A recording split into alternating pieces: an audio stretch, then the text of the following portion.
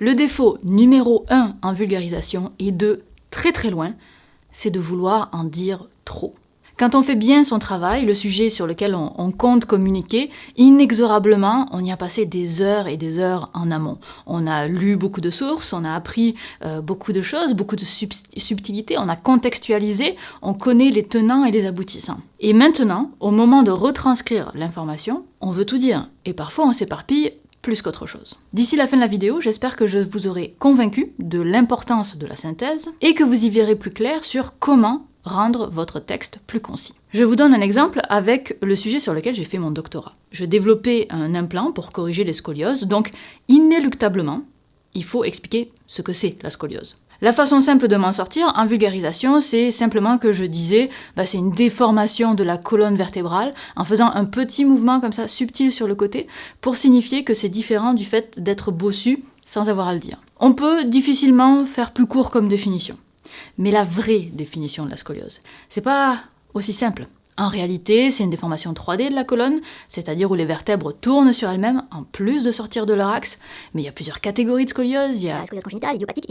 Voulant dire qu'on ne sait pas ce qui a causé la création de la scoliose. C'est pas pareil dans tous les cas et c'est un peu exagéré de mettre sur un niveau d'égalité. Et puis les conséquences de la scoliose sont très différentes selon si on est dans un cas ou dans l'autre. Là, je vais ça apparaît. En même temps, les scolioses idiopathiques sont tellement majoritaires par rapport aux autres catégories que je vais d'ailleurs pas tout lister qu'on pourrait presque s'en tenir qu'à celle-là. Et puis il y a le problème du fait de parler autant des scolioses, c'est qu'on va faire peur aux parents qui ont peut-être un enfant dans cette situation. Donc il faut leur préciser que la plupart des scolioses sont bénignes et se contrôlent avec un corset. Enfin, quand on dit contrôler avec un corset, ça dépend combien de temps le patient porte son corset. Et puis. Ça, c'est le tourbillon classique dans lequel on entre quand on connaît un peu trop un sujet et qu'on a mis toutes les informations sur un même ordre d'importance dans notre tête.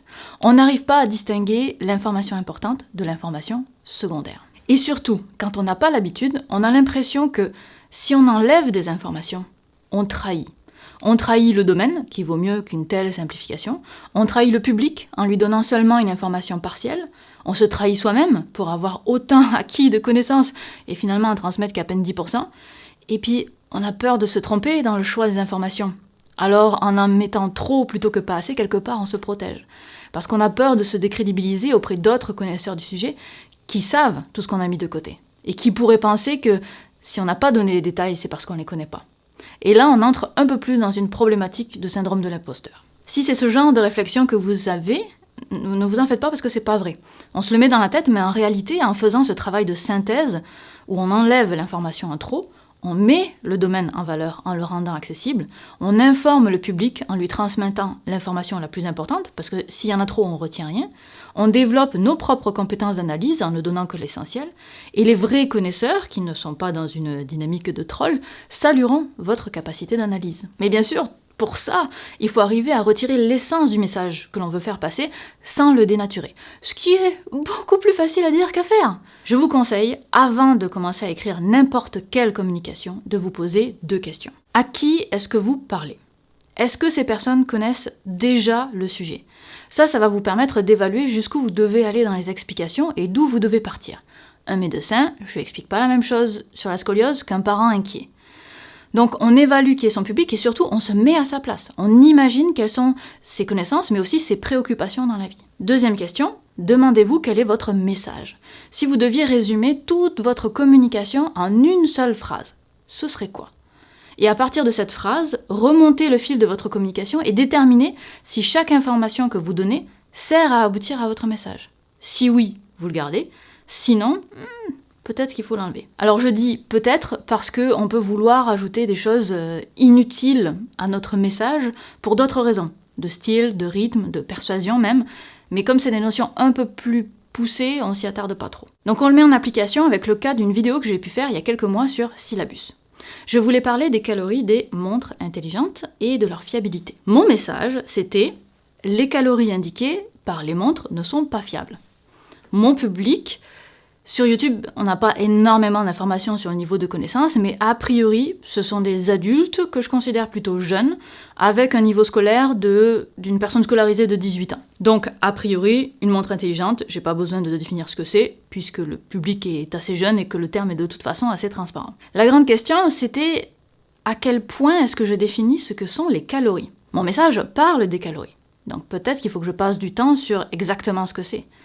D'autant plus que dans mes recherches, j'ai appris qu'il y a les calories minuscules, les calories avec un C majuscule, les kilocalories et les kilojoules. Donc il y a probablement une confusion dans la tête des gens qui serait à enlever. J'ai donc beaucoup hésité à l'intégrer parce que mon message est quand même un peu lié à cette information. Alors je me suis mise dans les bottes du public. Qu'est-ce que les gens savent des calories ? A priori, ils savent que la calorie, c'est l'unité d'énergie que l'on dépense en faisant du sport et qu'on accumule en mangeant. Certains connaissent la différence entre kilocalories, calories, tout ça, kilojoules, mais je doute qu'ils soient très nombreux à connaître vraiment la subtilité de toutes les dénominations. Mais en fait, si on s'en tient à la simple définition vague que les calories sont de l'énergie, c'est incomplet, certes, mais en vrai, ça me suffit. Mon public en sait assez par rapport au message que je souhaite transmettre. Parce que qu'on considère des calories, des kilojoules, des kilocalories, le message, en fait, n'est pas modifié. J'ai donc choisi de ne pas l'intégrer dans mon explication. Sauf que, et c'est peut-être ça qui vous bloque, sur YouTube, il n'y a pas que le public qu'on imagine avoir qui va se pointer sur notre vidéo, ce qui est à la fois une bénédiction et une malédiction. En omettant volontairement ce point, je sais que je vais avoir des Jean-Michel, je sais tout sur tout, qui viendront commenter avec toute la condescendance du monde pour m'expliquer les différences entre les termes calories et pour me reprocher de n'avoir pas compris la base. Ce qui est bien pire qu'un commentaire disant que, je sais pas, on est moche, parce que les Jean-Michel, je sais tout sur tout, attaquent notre crédibilité, qui est un point en général hautement sensible dans la communauté des vulgarisateurs. Alors, on fait quoi ? Si on commence à écrire pour ces personnes-là, c'est qu'on fait la vidéo pour eux, finalement. Et je comprends pas trop l'intérêt de faire une vidéo pour des personnes qui sont déjà expertes du domaine, ou pour ceux qui sont persuadés de tout savoir. Donc, non, je choisis de ne pas ajuster le contenu de ma vidéo pour ces personnes-là. Par contre, quand notre crédibilité est en jeu, perso, j'ai un peu de mal à ne pas le considérer du tout. J'aimerais y arriver, j'aimerais en faire abstraction, mais j'ai toujours une petite réticence. Donc ma solution, c'est soit d'ajouter une information qui est écrite à l'écran, soit de mettre du détail en description, soit à la toute fin de la vidéo, d'ajouter une sorte de petit message hors sujet qui ressemblera à un bonus, mais qui en fait sera là pour couper l'herbe sous le pied de certains commentaires. Et dans ce cas précis, c'est l'option que j'ai choisie. Donc selon moi, c'est le message adapté au public avant tout. Et si je trouve que ça ne perturbe pas trop le contenu, je peux ajouter des infos pour les personnes plus expertes du sujet, et puis aussi pour donner un petit peu plus d'informations pour ceux qui aiment avoir un peu plus de substance. Je vais vous laisser avec un exercice pour vous aider à travailler le fait d'être concis et de ne pas tomber dans l'encyclopédisation de votre propos. Je vous invite à écrire votre communication exactement comme vous le pensez, disons quelque chose qui ferait minimum 3 pages, sinon ça va être difficile comme exercice. Et une fois que vous avez terminé votre premier jet, supprimez des phrases et des mots, plein de mots. Trouvez des phrases qui dépassent 7-8 mots, puis reformulez, supprimez, découpez en plus petites phrases, faites des phrases courtes. Relisez et vous verrez que finalement votre message est encore là. Puis là, recommencez, supprimez encore des phrases et des mots. Alors bien sûr, vous aurez besoin de reformuler les phrases que vous gardez pour que les liaisons se fassent malgré les suppressions. Et je vous conseille d'arrêter une fois que vous aurez supprimé au moins 1/3 de la longueur initiale de votre texte. Faites ensuite lire les 2 versions de votre texte à des amis et demandez-leur lequel ils préfèrent, et ce qu'ils retiennent de chacun des textes. Vous serez surpris à quel point vous pouvez couper avant de perdre l'essence de votre message.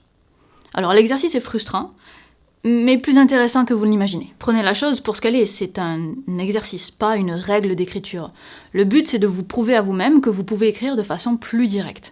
Une fois que vous en serez intimement convaincu, ce sera plus facile, j'espère, pour vous d'être concis dans vos futures communications, ou du moins de ne pas avoir peur de couper. En conclusion, quand vous voulez faire une communication vraiment travaillée, la concision est votre amie. Dans de la vulgarisation, ce n'est pas une qualité d'être encyclopédique. Après, si vous écrivez une encyclopédie, il n'y a pas de mal à ça, mais dans ce cas-là, vous ne faites pas vraiment de la vulgarisation comme on l'entend ici. Je vous souhaite une bonne écriture, et on se reparle lundi. Bye.